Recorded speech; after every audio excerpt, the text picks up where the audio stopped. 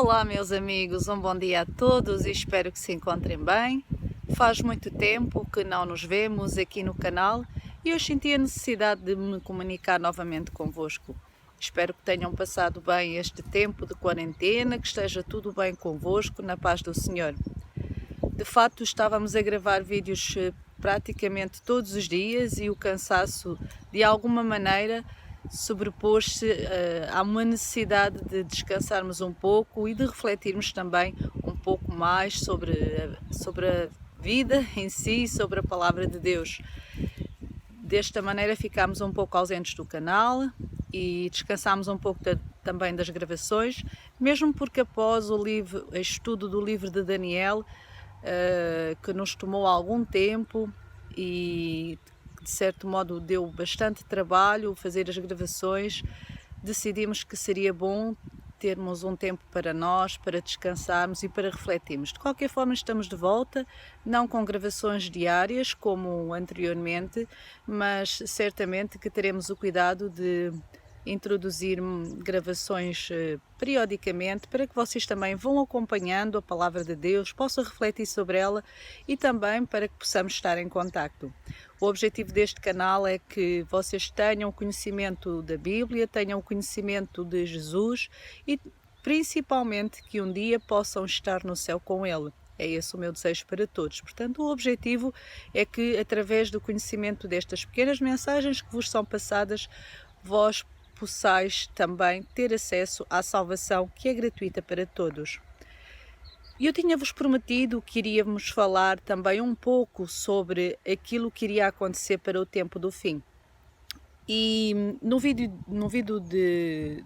de hoje nós vamos falar também, pegando um bocadinho naquilo que estudámos nos capítulos de Daniel, vamos falar então de um tempo de angústia sem precedentes. Nós já sabemos e vimos nos outros vídeos que antes do retorno de Jesus a esta terra haveria um tempo de grande prova para o povo de Deus. As provações são permitidas por Deus com o objetivo de transformar sempre o nosso caráter, como nos diz em 1 de Pedro, no capítulo 4, de 12 a 14, e também de nos preparar para o céu.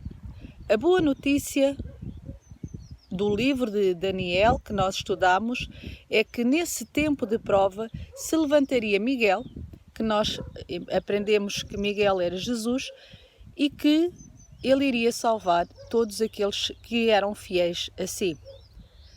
Nós vimos então no livro de Daniel, no capítulo 12 e no versículo 1, que este tempo de angústia que nos esperava para o tempo do fim iria acontecer antes da volta de Cristo a esta terra.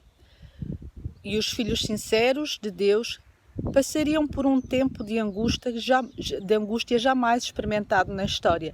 Vamos relembrar então o que nos diz então este capítulo de Daniel 12 e o versículo 1.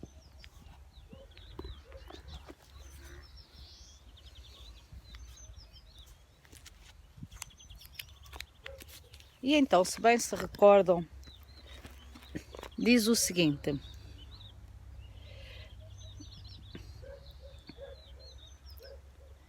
nesse tempo se levantará Miguel, o grande príncipe, o defensor dos filhos do teu povo, e haverá tempo de angústia, qual nunca houve, desde que houve nação, até aquele tempo.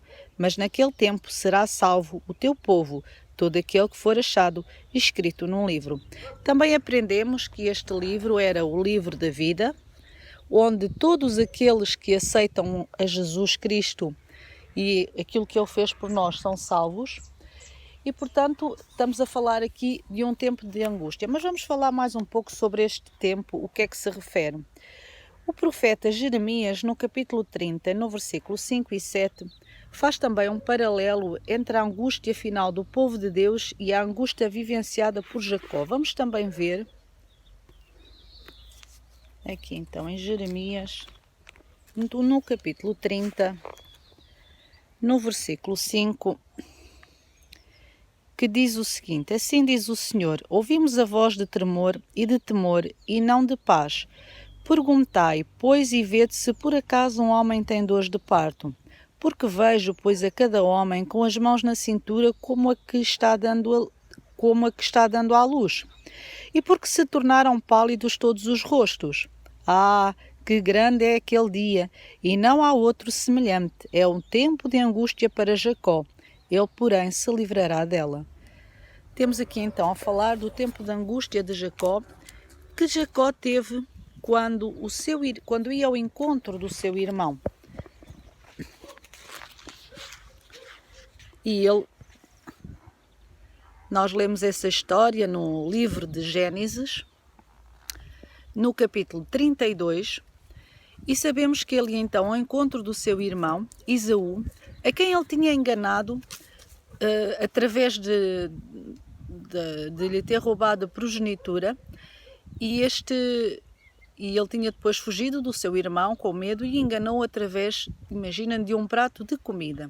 Através da gula, conseguiu roubar a progenitura, as bênçãos prometidas ao primogênito do seu pai, e por isso ele tinha fugido, pois com medo do seu irmão. E então ele teve uma grande angústia quando se reencontrou com este irmão, porque pensava que este irmão ia marchar com ele, vinha marchando contra ele com 400 homens. Isto podemos ver então no versículo 6 do capítulo 32 de Gênesis, e que lhe ia então fazer mal.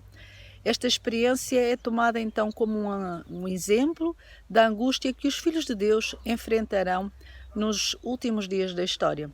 Mas que evento assinala o início deste período de prova para o povo de Deus? Reparem que quando Jesus deixar o santuário celestial, como está profetizado, não haverá mais oportunidade de arrependimento e de salvação. Isso quer dizer que quem estiver salvo não poderá mais se perder, e quem estiver perdido não poderá mais se salvar.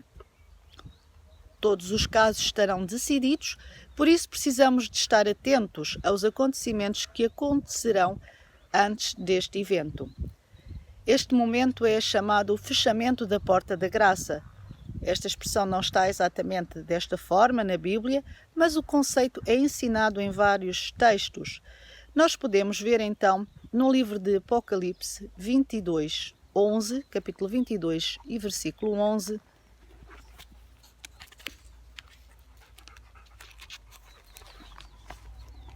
que diz o seguinte: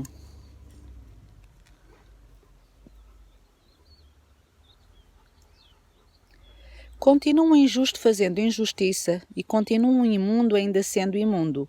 O justo continua na prática da justiça, e o santo continua a santificar-se. Eis que venho sem demora, e comigo está o galardão, que tenho para retribuir a cada um segundo as suas obras. Ou seja, Jesus está aqui a dizer no livro de Apocalipse que aqueles que estão a fazer o mal, que continuassem então a fazer o mal, porque de facto já estava fechado o tempo que eles tinham para se arrependerem, e aqueles que tinham andado até agora a fazer o bem, quando se fechou então esta porta da graça, esta oportunidade para que as pessoas pudessem arrepender, que continuassem então a fazer o bem, porque de facto já estariam salvas por isso mesmo. E no livro de Mateus, no capítulo 25 e no versículo 10, depois também podem ver Lucas 13, 25, Apocalipse 3, 7, são outros exemplos de versículos na Bíblia que falam sobre este então fechamento da porta da graça, esta última oportunidade, quando termina a oportunidade que é dada aos filhos de Deus. Mas nós vamos só ver então aqui Mateus 25,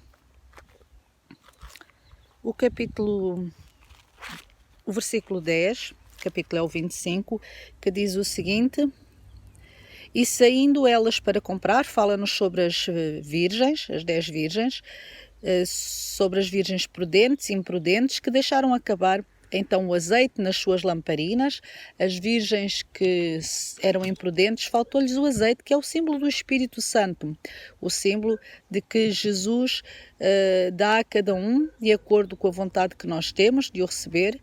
E estas virgens imprudentes tinham algum Espírito Santo, de fato, mas elas não tinham o Espírito Santo na sua totalidade, e deixaram então acabar este azeite, este Espírito Santo nas suas lamparinas.